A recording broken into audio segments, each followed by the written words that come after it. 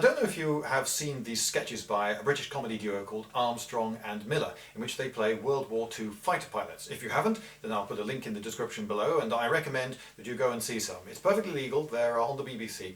So, these comedians are playing World War II fighter pilots, and they're using the accents of the time, but they're using the vocabulary and the social attitudes of the youth of today. And what example of the youth of today did they pick? Well, these are the youths, you've probably encountered them, who think that the world owes them a living and that they have a right to everything in perfect safety, to do almost no work, take no risks, and why should they take orders from anyone else? Why, you're not my dad.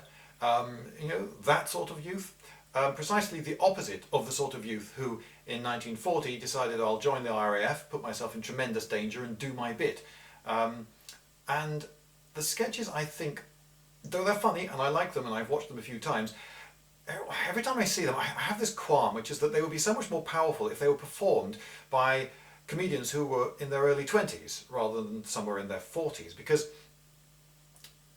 isn't that the message of the sketch?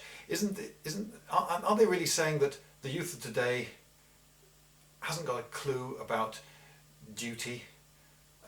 And I think that's so much more powerful. The men saying, okay chaps, on me, tally ho, Roger 19, and zooming after the Hun in 1940, the man saying that would have been perhaps 25 years old, and the men following him might have been as young as 19, with a life expectancy of about 2 weeks.